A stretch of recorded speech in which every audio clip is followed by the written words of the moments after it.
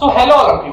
आज की इस वीडियो में मैं आपको 5 बातें बताऊंगा, यानी कि 5 टिप्स दूंगा जिससे आप कोई भी ऑर्गेनिक केमिस्ट्री का क्वेश्चन सॉल्व कर सकते हो। देखो, मैं ये नहीं कह रहा हूं कि मैं आपको 100% सक्सेस दिलवा दूंगा, बट इतना जरूर मैं आपको गारंटी दे सकता हूं कि अगर किसी क्वेश्चन को सॉल्व करने की प्रोबेबिलिटी आपकी 50% है ना, तो मैं उसको 70% तक जरूर पहुंचा सकता हूं इस 5 से 6 मिनट के वीडियो में। बस इस वीडियो को लास्ट तक देख लेना, ठीक है। तो मैं 5 बातें आपको बताने जा रहा हूं। देखो, ऑर्गेनिक केमिस्ट्री मेरी शुरू से स्ट्रांग रही है और मैं बैच में, अपने कोटा में बैच में सबसे अच्छा स्टूडेंट था स्पेशली ऑर्गेनिक केमिस्ट्री का।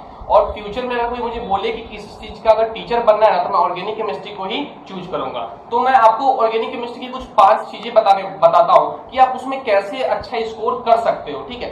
तो पहली चीज आप ये याद रखना कि कभी भी ऑर्गेनिक केमिस्ट्री का क्वेश्चन सॉल्व करोगे तो क्वेश्चन को ना एकदम पहले तो अच्छे से रीड करना। कोई भी क्वेश्चन हो उसको पहले रीड अच्छे से करना। कई बार क्या हो जाता है कि हम क्वेश्चन को रीड ही सही से नहीं करते हैं और हमारा आता हुआ क्वेश्चन भी गलत हो जाता है। जैसे मैं आपको एग्जांपल देता हूं, मैंने जो जैन में मेंस दिया था लास्ट ईयर, तो उसमें क्या हुआ था, एक क्वेश्चन था, उसमें पूछा हुआ था which of the following compound is not aromatic. मुझे क्या लगा, पूछ रहा है नॉन एरोमेटिक, तो मैंने नॉन एरोमेटिक के हिसाब से उस क्वेश्चन को बनाया। बट जब घर पे दोबारा क्वेश्चन पर देखा क्या ये तो नॉट एरोमेटिक लिखा हुआ है, यानी कि एरोमेटिक नहीं होना चाहिए। जो इस क्वेश्चन में मुझे +4 मिलने थे वहां -1 मिले, यानी 5 नंबर पीछे गया, 5 नंबर यानी 5000 रैंक में पीछे चला गया, ठीक है। ये था पहला पॉइंट। दूसरा पॉइंट ये याद रखना, कई स्टूडेंट्स होते कहते हैं कि भैया मुझे ऑर्गेनिक केमिस्ट्री समझ नहीं आती, थोड़ा भी नहीं आता। उन्हें मैं अभी एक ऐसा ट्रिक बताऊंगा जिससे आप बहुत कम टाइम में बहुत अच्छा ऑर्गेनिक केमिस्ट्री को कर सकते हो। आपको क्या करना है, एक व्हाइट पेपर लेना, ठीक है। व्हाइट पेपर लेना, उसमें क्या करना कि लिखना, और पूरी एक एनसीईआरटी अपने सामने क्लास 12 की जो एनसीईआरटी है ऑर्गेनिक केमिस्ट्री की, उसको अपने सामने खोल लेना। एनसीईआरटी का पहले पेज से पलटना शुरू करना, ठीक है। उसके बाद क्या करना कि वहां पे जितने भी रिएक्शंस है, जितने भी रिएक्शन आपके नोट्स में हो, एनसीईआरटी हो, सबके सिर्फ नाम लिखना पहले, ठीक है। सबके नाम लिखना। मान लो 120 125 रिएक्शन है, सबके आपने नाम लिख लिए। उसके बाद आपको क्या करना है, 2 दिन तक उस नाम को रटना है, सिर्फ रिएक्शन के नाम। तो कई बार क्वेश्चन हम इसलिए नहीं बना पाते कि हमें नाम ही याद नहीं रहता। जैसे क्वेश्चन में विक्टर मेयर टेस्ट, हमें नाम ही से नहीं पता चल रहा है, पढ़े तो है बट नाम याद ही नहीं आ रहा कि ये रिएक्शन था क्या, ठीक है। तो पहले तो पूरी रिएक्शन लिख के पूरी रिएक्शन का नाम रट लेना। 2 दिन टाइम लगेगा आपको, आप घर के आगे चिपका भी सकते हो, सिर्फ नाम रटना। सेकेंड स्टेप में आपको क्या करना है, जो भी आपने नाम लिखे हैं उसके बगल में रीएजेंट उसके लिख लेना। जितने भी आपने 120 125 रिएक्शन लिखे हैं, सबके रीएजेंट उसके सामने में, KOH, H+, KOH, OH-, तो ये सारी चीजें आपको लिख लेने हैं रिएक्शन के नाम के सामने। फिर 2 दिन आपको टाइम देना है। उसके बाद आपको सिर्फ रीएजेंट रटना है। मैं ये उनके लिए बता रहा हूं जिनकी ऑर्गेनिक केमिस्ट्री उड़ चुकी है और टाइम बहुत कम है। मैं उनके लिए नहीं बता रहा हूं जो नए नए गए हैं और अभी से ये करने लगे। ये लास्ट स्ट्रेटेजी बता रहा हूं। फिर आपको पूरा रिएजेंट लिखना है। उसके बाद आपको क्या करना है कि आपको रिएक्शन के नाम और रिएजेंट अपने मन में याद रखना है। जैसे कि वुड्स रिएक्शन, उसका जो भी रिएजेंट है, कोल्बेज इलेक्ट्रोलाइसिस, उसका जो भी रिएजेंट है, मन में आपको ऐसे दोहराना है। 2 दिन लगेंगे उसमें, 2 दिन इसमें, 4 दिन में आप नाम और रिएजेंट रट जाना पूरा। अब लास्ट स्टेप में आपको क्या करना है कि नाम और रिएजेंट रटने के बाद आपको उसका जो प्रोडक्ट बन रहा है वो लिख लेना है सबका। और फिर आपको लास्ट में क्या करना है कि प्रोडक्ट रट जाना है। उससे क्या होगा कि देखो, एक तो आपका नाम पूरा क्लियर हो जाएगा, भले आपको रिएक्शन याद हो ना हो, नाम आपको हो जाएगा।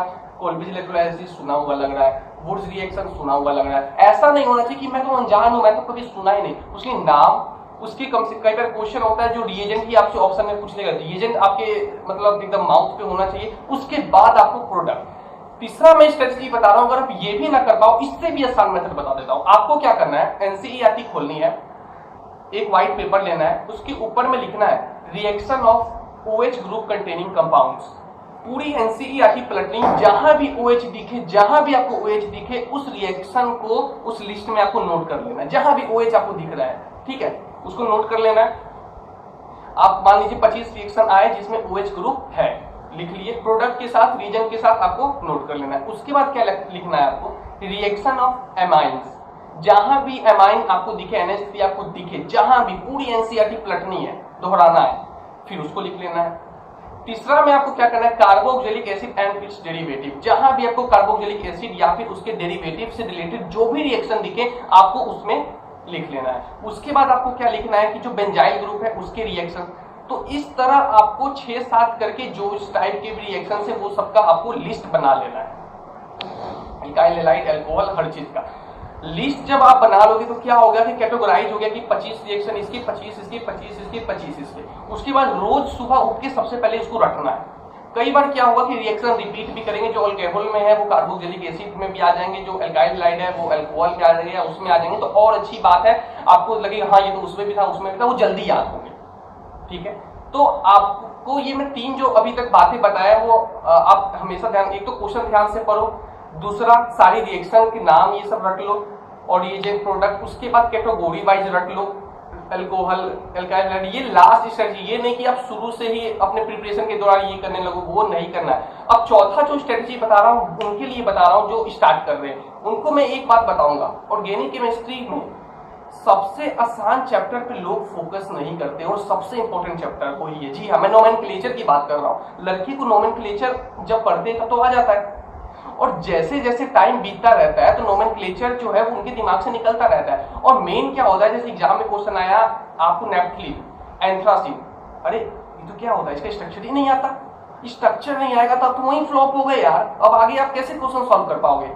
तो उसके लिए आपको क्या करना है, नोमेनक्लेचर को टाइट करना है। आपको हर दिन नोमेनक्लेचर को हर 15 दिन 20 दिन पे एक बार नोमेनक्लेचर का रिवीजन कर लेना है। ठीक है, अगर रिएक्शन के नाम आपको याद नहीं होंगे तो आप कितनी भी ऑर्गेनिक केमिस्ट्री पढ़ लो आप नहीं कर पाओगे। अब जो मैं है वो 5वां टिप आप लोगों को देने जा रहा हूँ। 5वां टिप में हमेशा एक चीज याद रखना, ये उनके लिए है जो नए नए अभी तैयारी करने इस फील्ड में उतरे जाएंगे। उन्हें क्या करना है ना, सबसे पहले ऑर्गेनिक केमिस्ट्री का कोई भी चैप्टर स्किप मत करना। ऑर्गेनिक केमिस्ट्री एक दूसरे से रिलेटेड है हर चैप्टर। अगर आप लिग्नार्ड छोड़ दोगे, कार्बोकैटायन छोड़ दोगे, आगे बढ़ने में बहुत दिक्कत होगी, SN1 SN2 समझ नहीं आएगा। तो उसलिए कोई भी चैप्टर मिस मत करना जब तक आप तक वो डाउट क्लियर ना हो, आगे के चैप्टर पे मत जाना। क्योंकि अगर ऑर्गेनिक उड़ी तो पूरी केमिस्ट्री उड़ी, और केमिस्ट्री उड़ी तो सिलेक्शन उड़ा, क्योंकि केमिस्ट्री ही रैंक दिलवाती है, केमिस्ट्री ही सिलेक्शन करवाता है। ये बात हमेशा आप याद रखना। तो ऑर्गेनिक केमिस्ट्री को आप ब्रह्मास्त्र बना के आप काम कर सकते हो अगर मेरी इन स्ट्रेटेजी को आप फॉलो करोगे। न्यूक्लियोफाइल और इलेक्ट्रोफाइल को पहचानना जरूर सीख जाना, कि रिएक्शन अगर आपको नहीं भी समझ रहा हो तो कम से कम उस दोनों से आप मदद ले लोगे।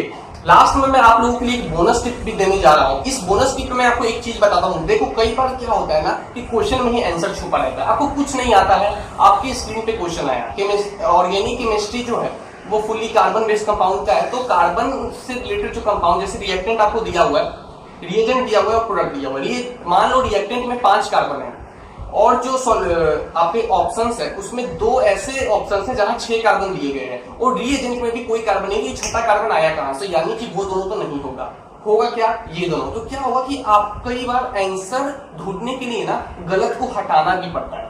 तो ये चीजें आपको याद रखनी है। यही था मेरा आज का वीडियो। अगर पसंद आया हो तो प्लीज दोस्तों के पास सेंड करिए, लाइक करिए, चैनल को सब्सक्राइब करिए। मैं इस टाइप के आपके लिए हमेशा वीडियो लाते रहता हूँ। मेरे प्लेलिस्ट में जाइए, वहां आपको बहुत सारे